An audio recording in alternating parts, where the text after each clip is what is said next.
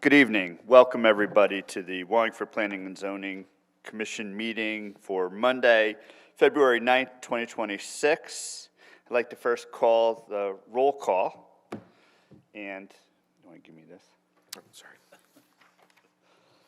And I'm going to apologize right off of the bat if I misspell names, because we've got a few, or at least new to me, today. We have to my left, I go left first. To my immediate left is Joe Saunders, and I have Cheryl DeGenova, okay. To my right, I have James, I was going to say Fitzsimmons, Jeff Cohan, Dave Leonardo, and I was close enough, and Jeff, Casey Kamiri, sorry. And then to my very far left, we have our town planner, Kevin Pagini, and our recording secretary, Marion Tooby. Cheryl Ann Tooby.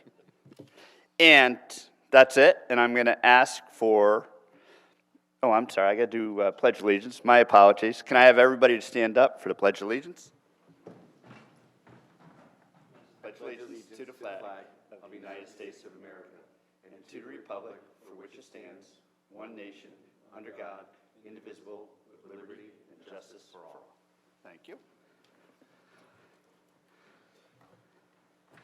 So, can I ask for action on our January 12th, 2026 minutes? Mr. Chairman, I move that we approve the minutes of the January meeting as submitted. Do I hear a second? Second. All in favor? Aye. Aye. Any nays? Abstentions? I will be an abstention. Motion carries. Now, election of officers. Can I have a motion for the slate of officers? Yes. Mr. Chairman, I'd like to make a motion to nominate Jim Fitzsimmons for chair. Jim has actually been a former chairperson, and his experience has been invaluable in guiding us and leading us through numerous complex applications. And again, I place his name in nomination for chair. Do I hear a second? I second. All right. All in favor by aye? Aye. Aye. Any nays? Motion carries. Now I get to hand off the gavel and the agenda. Congratulations. Thank you, JP. To continue with the election of officers, I'll call for nominations of vice chair. I'd like to nominate Jeff Cohen for vice chair, Mr. Chairman. I would second that wholeheartedly. Any other nominations? Calling for a vote for Jeff Cohen as vice chair. All in favor? Aye. Aye. Aye. Opposed? Okay. And thirdly, we have the office of Secretary of the Commission, calling for nominations. Mr. Chairman, I'd like to nominate Dave Leonardo for secretary. Dave has actually been on this commission for a short while in the past, and I think he'd make an outstanding secretary. I would second that and second your comments. Vote all in favor, signify by saying aye. Aye. Aye. Aye. Opposed? All right. Election of officers is complete. We will now go to our first public hearing, which is a text amendment to amend the definition of a front yard in section 2.2, amending diagram 2.3B, and the removal of section 4.6E CB Commercial District. This is a continuation from our January 12th meeting. I have confirmed with Commissioner Leonardo. He has reviewed the materials and viewed the meeting from last month and will be participating. And I'll ask you to acknowledge any correspondence we received for this application. Perfect. Thank you, Mr. Chairman. Legal notice? notice first. Legal notice. Oh, legal notice. Yeah. Sorry. I have to go back 1 second. So, yeah. So yes, Mr. Chairman, there is a legal notice. Application 50126, which is a text amendment to museums and art galleries. And also application 90425, a text amendment to amend the definition of a front yard.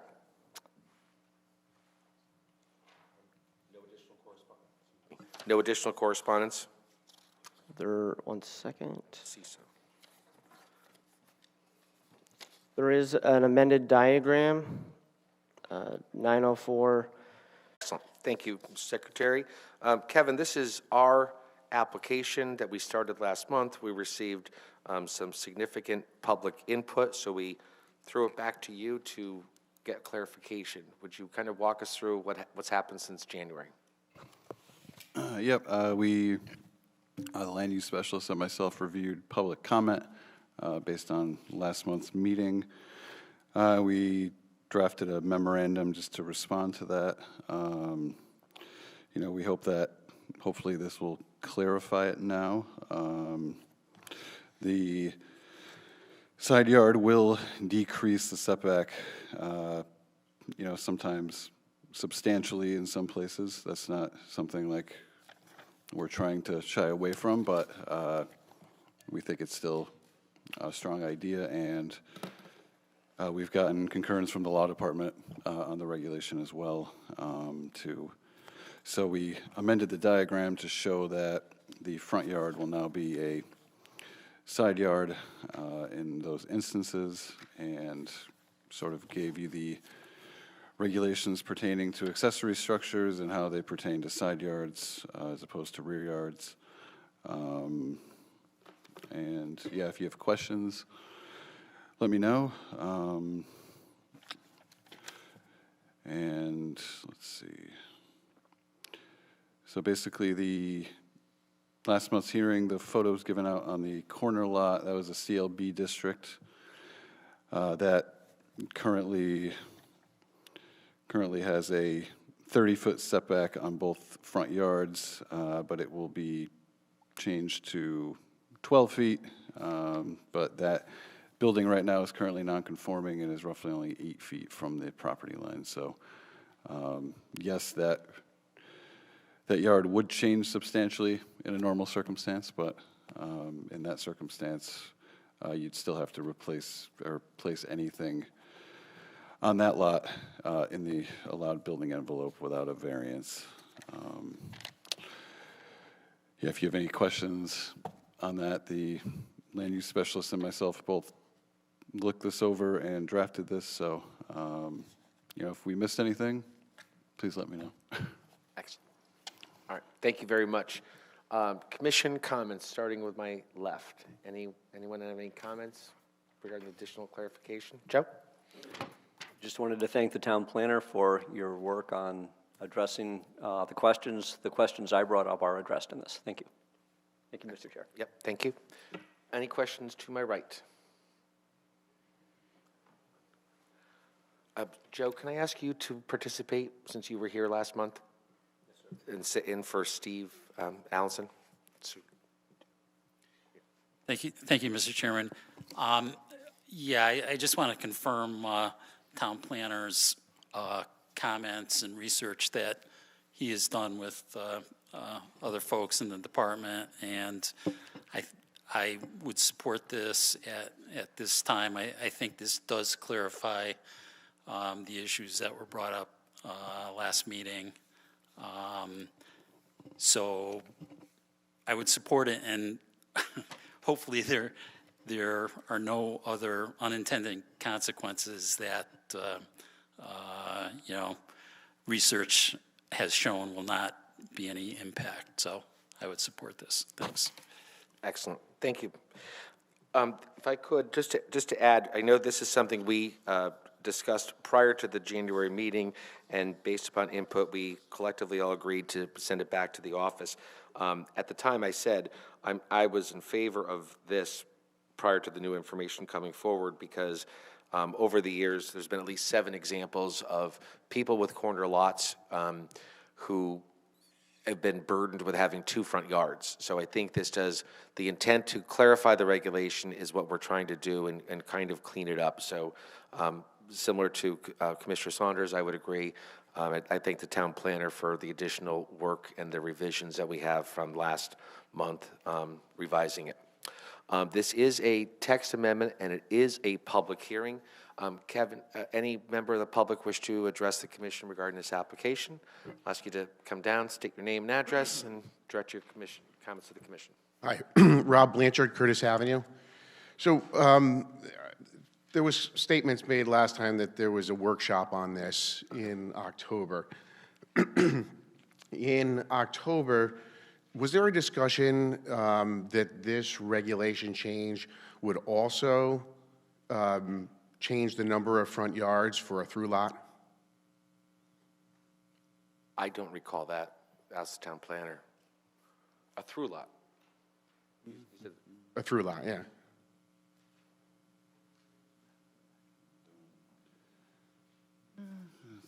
Let's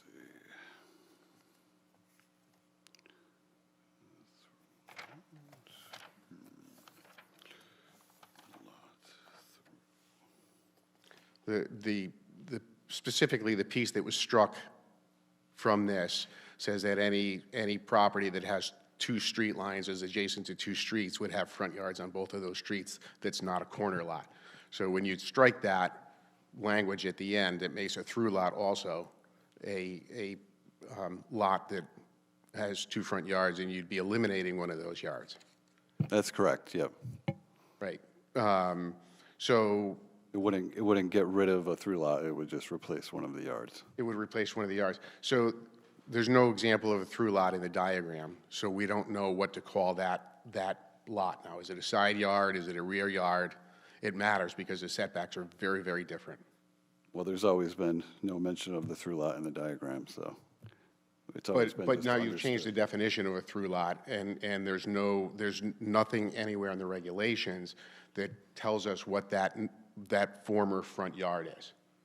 That's why we put in a unique circumstance, that would be a unique circumstance, that we would decide that. Okay, all right. So there's also a fair number of ancillary regulations that go along with this that would need to be changed, because now there's three yards, right? So lot frontage, right? So there's now there's a street line as opposed to 2 side lines. How do you calculate street frontage on the side yard that has street frontage on it? Building line doesn't reference a building line off of the street that has the side yard on it. Lot width, side yard, rear yard, all have to have some type of comment in there that references what do you do on a corner lot. So you're creating more inconsistencies in it without addressing those various pieces that are now different from the regulation because you changed the regulation on front yard. So another question I had was, has there been a discussion on where the setback is measured from on the side yard? Because front yards, as you all know, are measured from the center of the street. So if it's a side street or a local street, it's 25 feet from the center of the street, and then the setback is from there. Where's this setback? Does it come from the lot line, which is the property line, or is it still subject to the street, the street piece? Because the property line can be very different from 25 feet from the center of the road. It can be much closer, it could be further, and it could end up having an unintended consequence of being closer to the sidewalk or to the property line than what the setback implies for a typical side yard. That was a lot to take in, but no, we won't, it won't be changing any of the other measurements. This is just strictly changing the front yard to a side yard. It's Right, not changing the measurement from the property line. It's not changing the street frontage definition. It's just strictly changing the definition of a So we're front happy to yard live with to those a side yard. consistencies. What's that? We're happy to live with those inconsistencies. There's no that inconsistencies. reference. all, There are no inconsistencies, okay. unless the commission disagrees with me, but If I might, the sole intention of this is to clarify our regulations, because as it stands right now in our book, a corner lot creates 2 front yards. So by changing the regulation to define this for the case of a corner lot, what we're attempting to do is address the situations that have been addressed in the past years by the ZBA, because they've granted variance because people on a corner lot had to meet 2 front yard setbacks.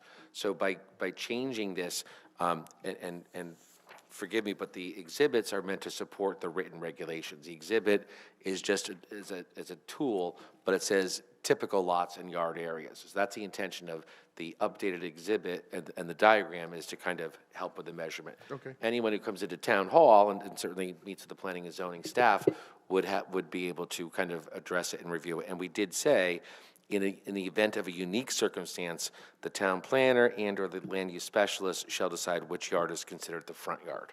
Okay. So, other question I had, in your research, Mr. Pagini, did you find out how other towns treat corner lots? Do they have 2 front yards, or do they have single front yards and side yards? no, some towns do have 2 front yards, some towns don't. North Haven, I believe, takes an average of the 2 yards and uses an average.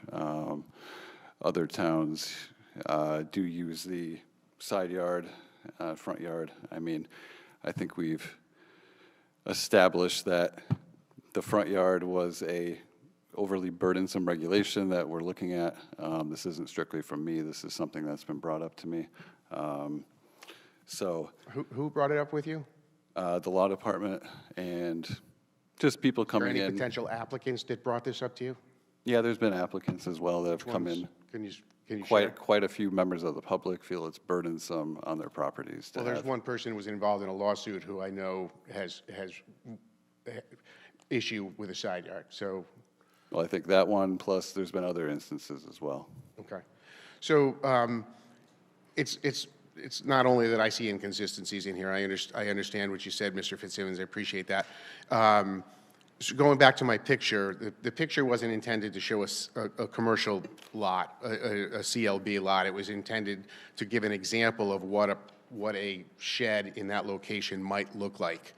So I don't want to get caught up on CLB versus R6, but since we wanted to talk about residential zones, the R6 zone has a 6-foot setback from side yard, right? Now, we've clarified that the other 3 yards on a corner lot are side yards, which means that a primary building can be put 6 feet from the property line on the neighbor's side, the old rear yard, and along the street line. So that would be closer than the house next to it. So the house next to it has a setback of 10 feet after measuring from the center of the road. This would have purely 6 feet from the lot line. So now you could build a primary building, which has a minimum, I don't know what the minimum is for a building on these lots, but it's 1,000 or 1,200 square feet or whatever it might be, can be placed right on the corner of this lot, right?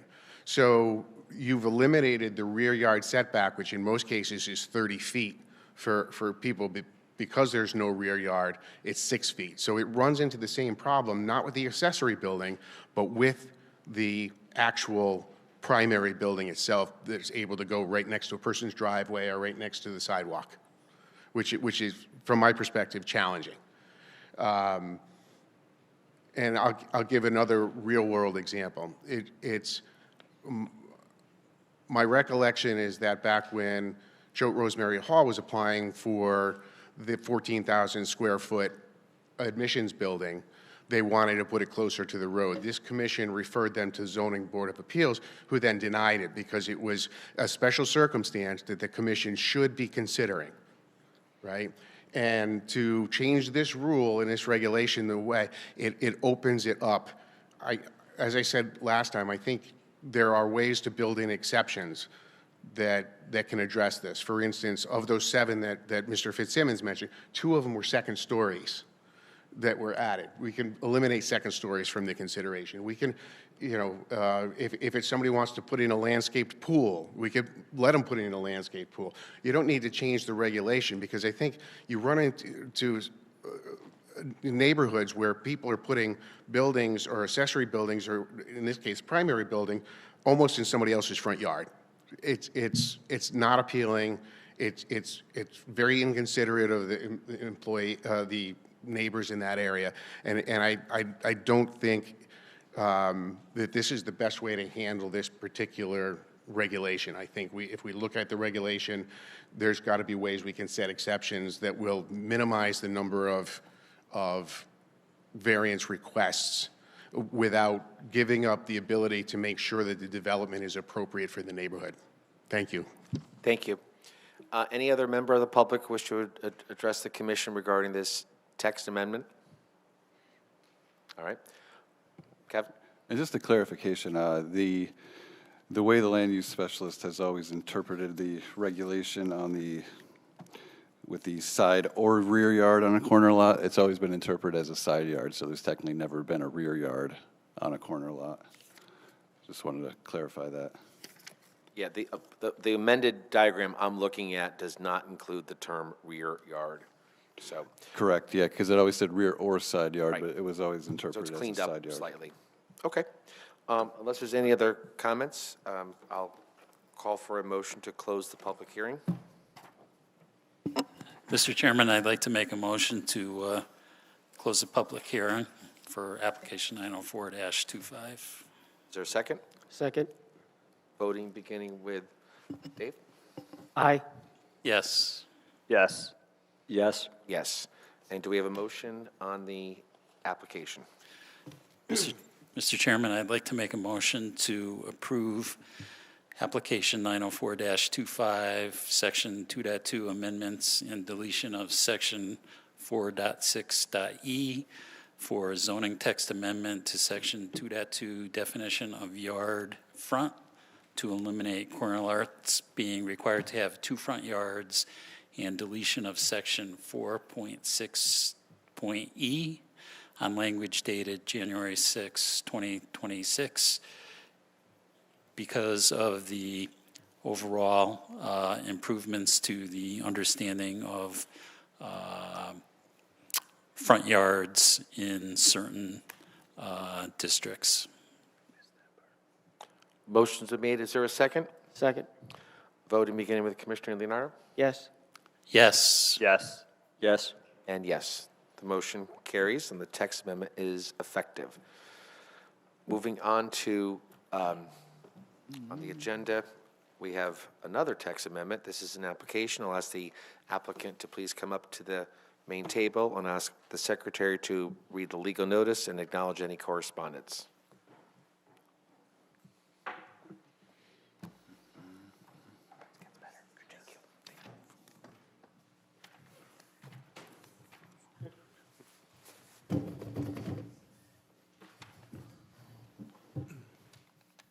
Got it. Mr. Chairman, there's a text amendment request for Cerritos Auto to add museums and art galleries as an allowed use to section 4.9B.19 industrial expansion in a 9 district. There are a few correspondence. There's an inspection report dated January 27, 2026 from the Office of the Fire Marshal, as well as a letter from the Lower Connecticut River Valley Council of Governments Regional Planning Committee dated February 2nd, 2026. I believe that's all the correspondence, Mr. Chairman. Excellent. Thank you very much. If you could introduce yourselves to the commission and walk us through your application. Good evening. My name is Chris Cerrito, 180 Pond Hill Road, Wallingford. And what I'm requesting is to allow a low-impact museum use within an existing IX zone property. And I want it to remain, it can remain fully taxable. I'm not looking for a tax break. I just want to do something that I think will be a great asset to the community, great place to bring the family and celebrate the history of Wallingford, in addition to display classic cars, which are a passion of mine. And I think it would be a great use for the area. So I'm open to any suggestions you guys might have. Okay. Thank you very much. Commission members, any questions for the applicant?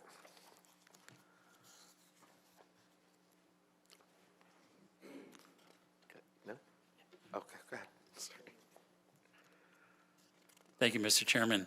Comment for the applicant, I think this is a fantastic addition to Wallingford, and fully support this.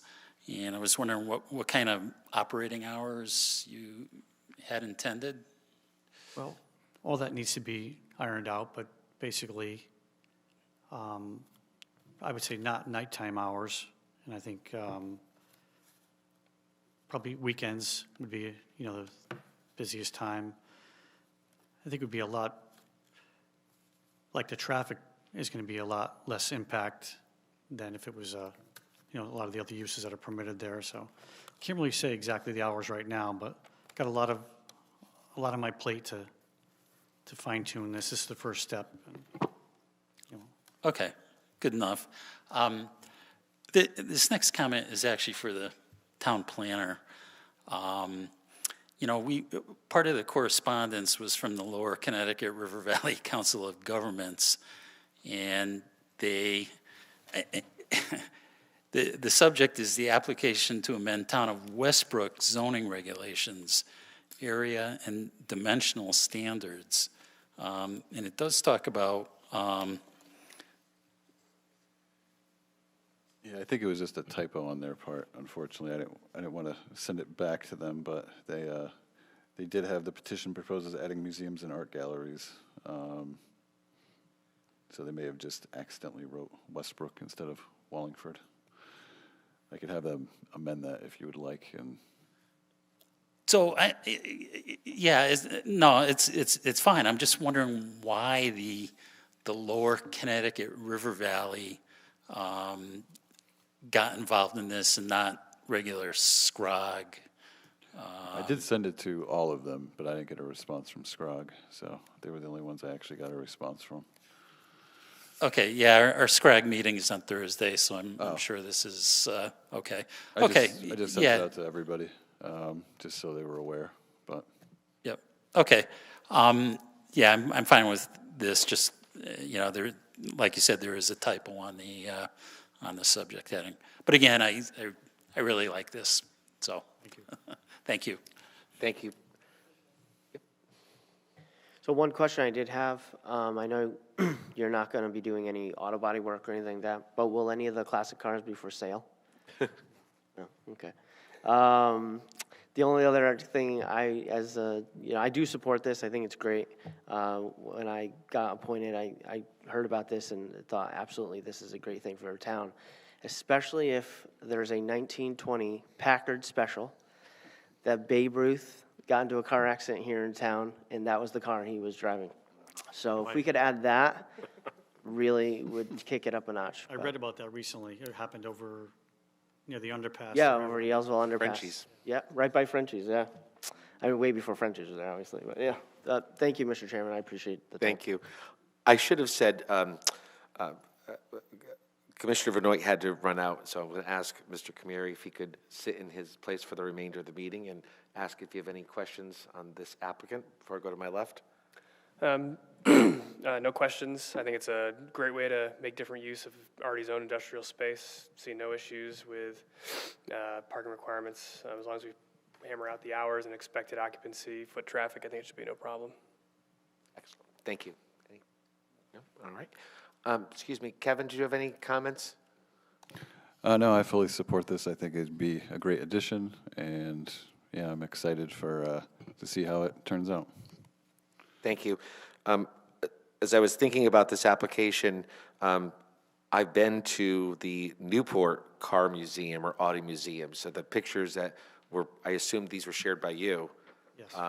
is very similar to what I saw out in Newport, and their Newport Car Museum happened to be in an industrial area, so this is not unheard of. And I think if I'm correct, I think this would be the second museum in Wallingford, followed by the Silver Museum. So we don't have a lot of museums, but this would be our second. So again, to clarify the regulations, it's an appropriate application.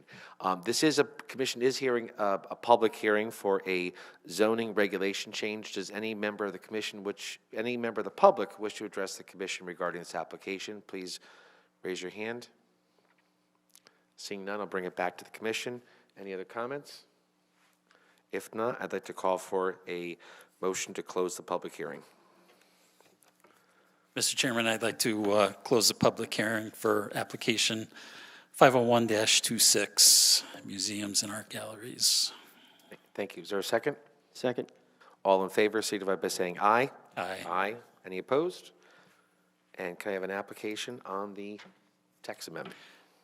Mr. Chairman, I'd like to make a motion to approve application 501-26 for section 4.9.b.19, Museums and Art Galleries, for a zoning text amendment to section 4.9.b.19 to add museums and art galleries as an allowed use in the Industrial Expansion District, IX zone, on language dated January 12th, 2026, because this is a very appropriate use for this zone and would add tremendously to the vitality of Wallingford.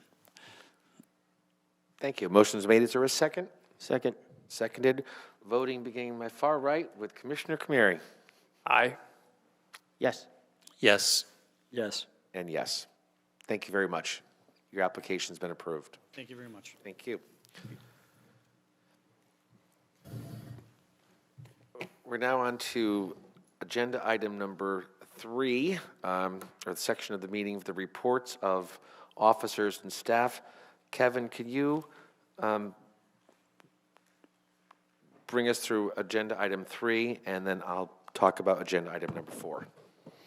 Administrative approvals, any questions on those? Kevin? Yeah. For the benefit of our new members, explain the administrative approval process, so why they know we're acknowledging them at a monthly meeting. So administrative approvals are, they're in the regulations. I have to find the exact area, but you essentially get 2 weeks to look over an application. You can send comments, but necessarily if you really want to review the application, you could request that it be heard at a meeting. That's generally the process. Instead of just sending me a bunch of comments, I'd rather have you pull it and have the applicant come to the meeting. And then after that 2 weeks is up, if we don't receive any major comments, the approval letter goes out to the applicant. And then if it's prior to the meeting, it gets put on an agenda so the public knows that that's been reviewed, even administratively. Go right ahead. All right, so just for example, the only one I was able to review was the 850 South Colony, which I believe is a change of use from what had been a chocolate shop to a tattoo parlor. Yep. So again, looked very clean. I saw no reason it should be at all slowed down. But if I did have a concern, would I ask? I say, hey, Chair, I'd like to have this one discussed. Yep, or if you wanted to ask me questions first, if that, satisfied you, and then if not, you can certainly ask it to be on a meeting. And that does get sent out to all of the departments, fire marshal, health, water, sewer, if applicable, engineering, wetlands, basically. All the departments get notification of the administrative approvals. Okay.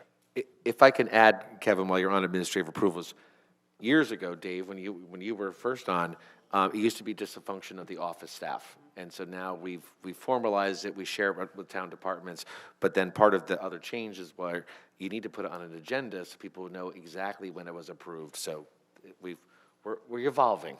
Yeah. So, all right. That's it under administrative approvals, correct, Kevin? Yes. All right. Number 4, discussion of the newly signed housing bill. As we all know, Governor Lamont has signed a extensive housing bill that became law effective last month. I've had several conversations with the town planner.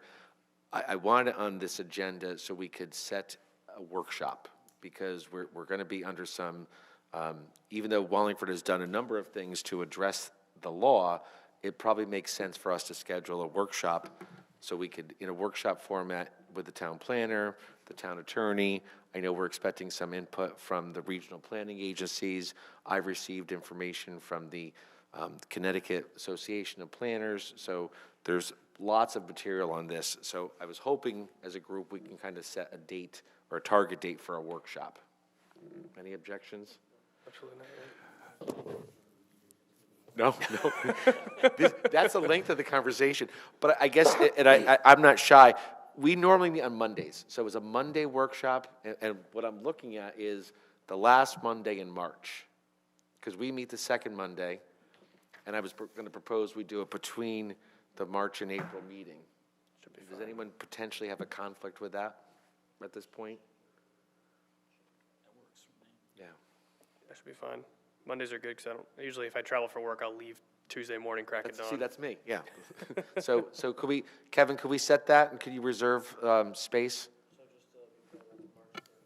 March 30th. March 30th? Do we want to do it upstairs at 3:15, or do you want to be more informal, do it at the library or the senior center, or is it, if it's just going to be us, we can go to 3:15? I'd probably just do 3:15.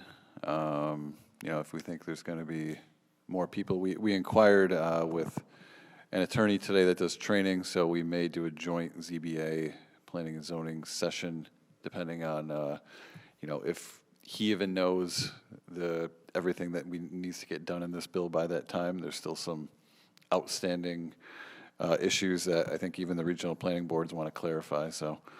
Do we want, is the workshop on Thursday just going to be us or ZBA too? Well, he mentioned a You mentioned that, joint. so then, Because part of it is. I'm thinking space. Yeah, space-wise, I think let's start with 3:15. Yeah. If you want to, if he can line up other Yeah. speakers or Well, information. also, I know this is a hot topic. Yeah. So we might get people to come to that. And it's better to set a date versus saying we should. So, I agree, yeah. Yeah, so let's set the date for March 30th up at 3:15, and then, depending how everyone's homework, if the homework gets done by the town attorney, town planner, regional planning, we'll have stuff to talk about. Homework gets done by the state. Yep, exactly. Agenda item number 5 is the annual report and zoning enforcement. This was shared with the commission 2 months ago, and I guess, Kevin, we're looking for a vote to approve it has submitted? Yes. All right. I know some of you are new, but would anyone care to make a motion regarding our annual report? Mr. Chairman, I'd like to make a comment before a motion, if I might. I read the report a few times, and I thought overall it was very good. It did highlight a lot of the work that has been done and is ongoing. A couple of questions I do have. We act as the Aquifer Protection Agency, and I don't believe we met at all last year. I don't recall. But I was just wondering if we should put a sentence in there about that.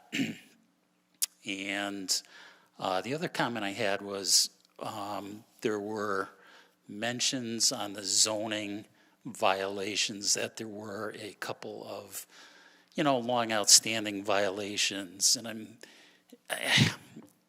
I'm just wondering if there might be a little bit more info on the long outstanding ones. I mean, you don't have to get into, real specifics on it, but, maybe highlight, just a tad more info. Mm-hmm. I mean, it's not critical to me, but, that was just kind of a question for me reading it. I said, oh, okay, what are these? So those are my comments. and I can make a motion.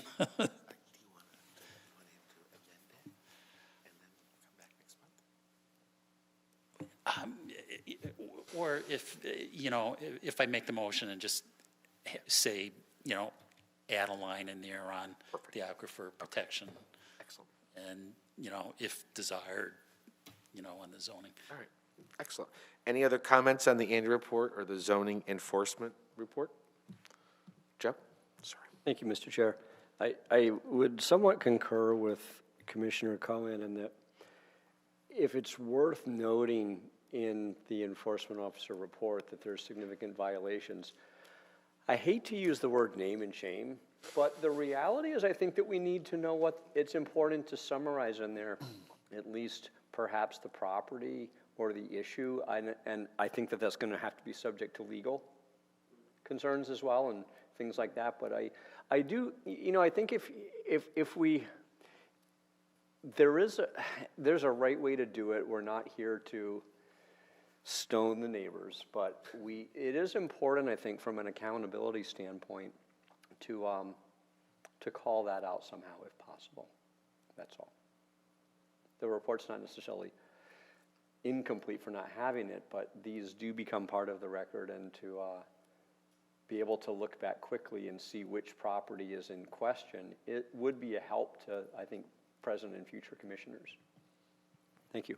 Excellent. Mr. Chair, if I may, just more of a question to anyone who's more privy to this than I am. So, Commissioner Saunders did have a good point. In this, it talks about legal referrals and some serious actions. And at what point should we be notified of those things in general? I have no idea. You know what I mean? Like, I'm just asking a question as the first time being here in 11 years. I don't know, I guess that's up to, if you request that, we can certainly let you know which ones go to legal. Those are the ones that concern me the most. Obviously, taking any action, initiating action, litigation, since you've done everything you can, right? And we appreciate that, and I think it's definitely come a long way.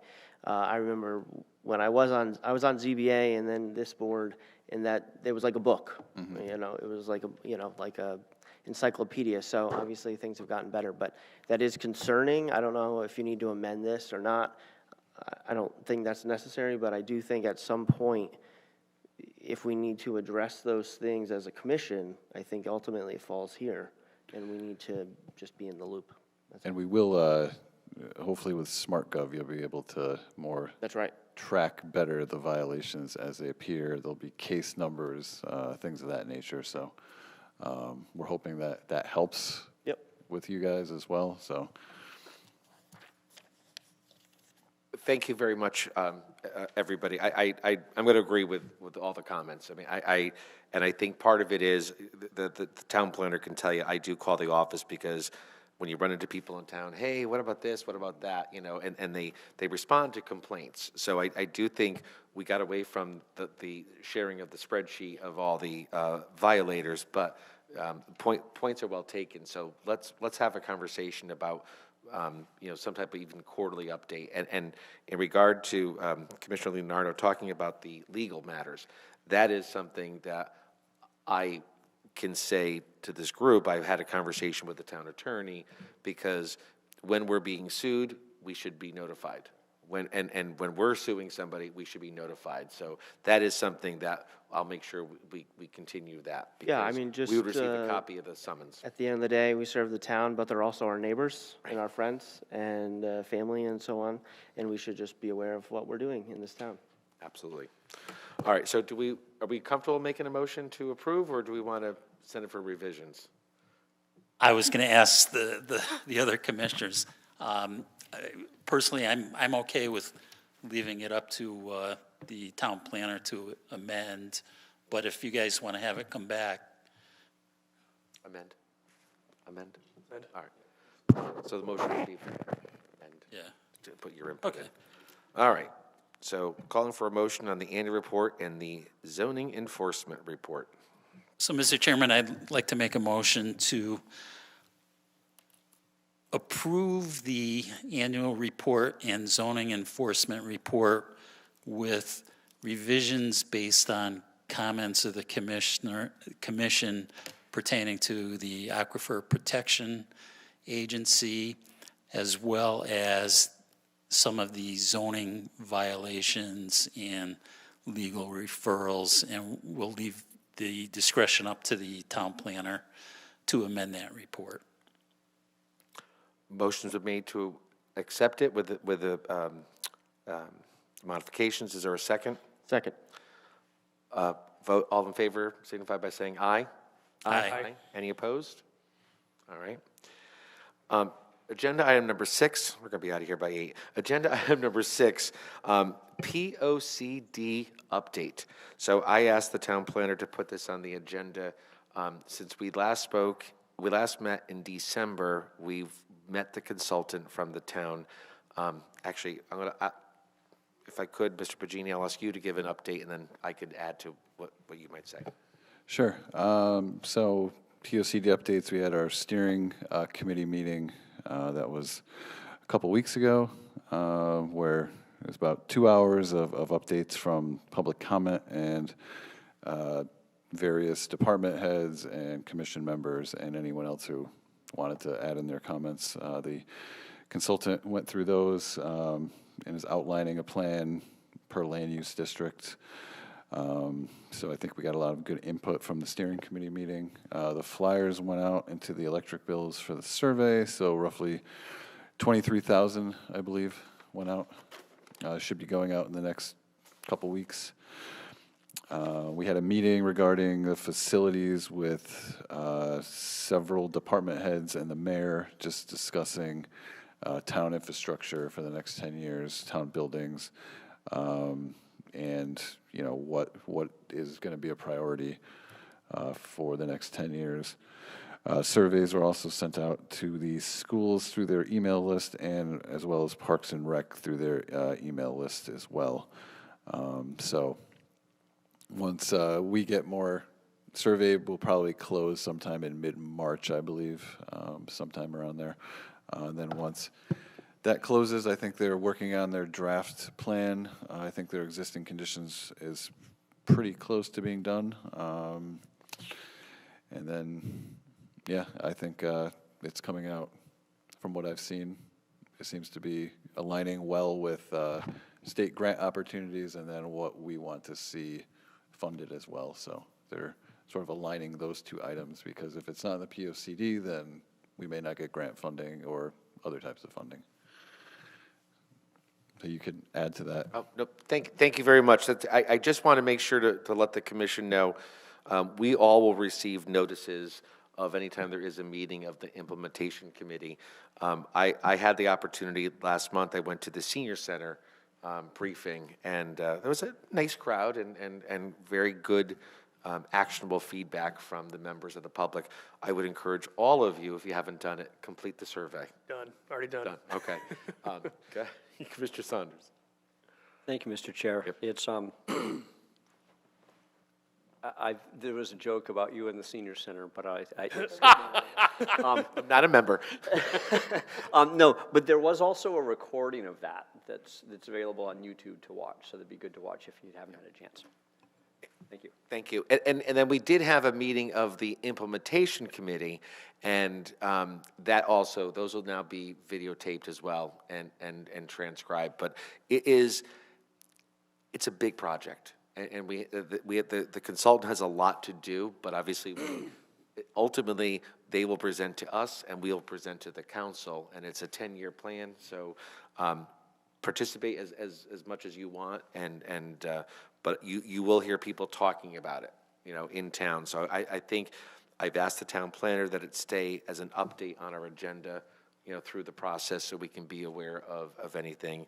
But I think stress to your friends, neighbors, anyone else to complete the survey, because there's been the preliminary results that came in from the survey, but the consultant acknowledged by sending the link or the flyer in our electric bills, it's probably the largest survey potential that they've ever done. So hopefully we'll get some good feedback. And no surprise to this group, housing is the big issue.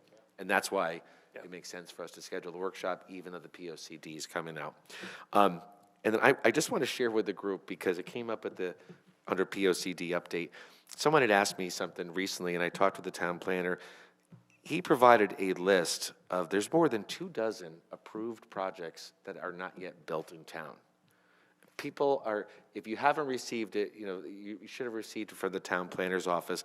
People were stunned with that number. So we are seeing applications. We're not seeing shovels in the ground, but there are at least 24 applications, or projects that are approved, not yet built, and they range from housing to warehouse to apartments to an EV charging station. So there is things that are getting done, but once they leave here, the things aren't happening. But we've been doing our job.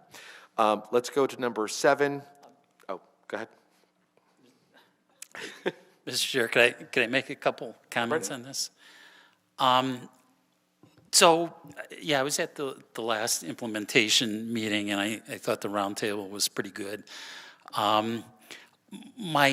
My question, and I didn't want to ask it at the implementation committee, because I think this question is more appropriate from the commission, and basically, to the town planner.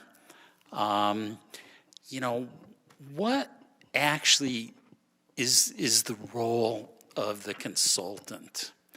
I know he's taking notes, compiling the report, reading the surveys, but is he also responsible, or will he contribute his own or his company's own input as to things that Wallingford could be doing, should be doing, other towns are doing, maybe Wallingford should be looking at this? Is he just producing the report, or is he actually contributing other ideas to the POCD? It's a mix. He's been contributing other ideas, what other towns have been doing.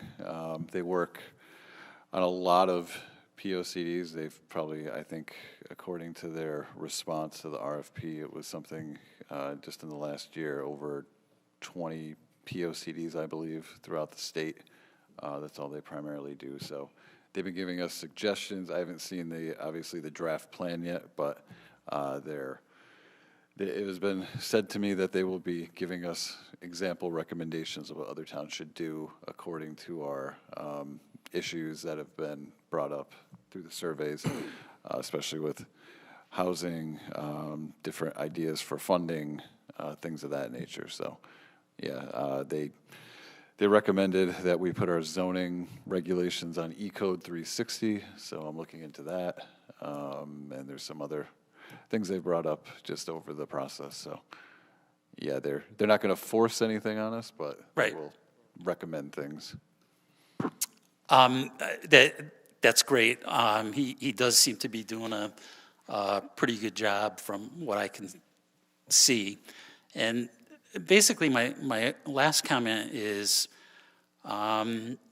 it sounds like they do have quite a bit of experience, as you just said, with developing the POCDs, because I went out to the state statutes and reviewed what the state expects of what's going to be contained within POCDs, and it's quite extensive.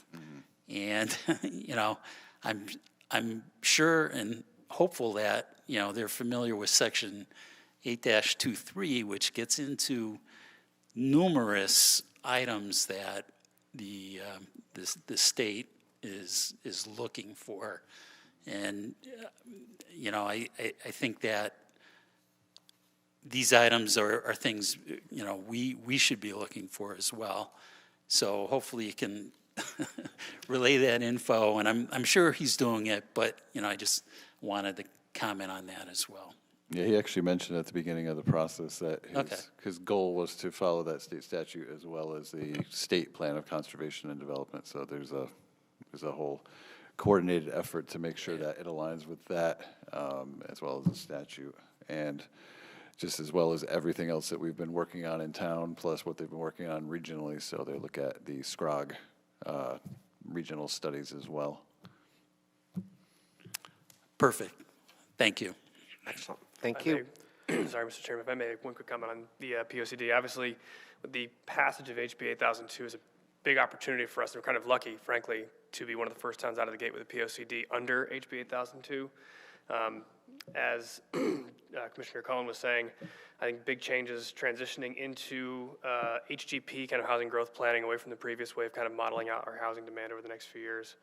I want to make sure we take full advantage of that. I know even details like if we consider an overlay district around our train station could increase our school construction reimbursement rates from the state, which is a hot topic right now. So I think all of which to say, I think it's a big opportunity, and if there's any way I can get more involved in the POCD implementation committee, I'd be very interested. Thank you, Mr. Chair. Thank you. Thank you. All right. Moving on to agenda item number 7, ZBA January decisions. It was attached to our package. Any questions for the town planner? And then we had the February notice of the ZBA meeting. Any questions or comments? All right. And then we don't have on the agenda, but we all received in our package the update on the Connecticut Federation of Planning and Zoning Agencies 78th conference this year. They will be focusing on housing, HB 8002. If you're able to attend, please notify the office or notify Kevin. It is at the AquaTurf, and The 26th. it's Thursday, the 26th of March. If you're able to attend, usually we have a nice table and turnout. So, and it's always an interesting speaker.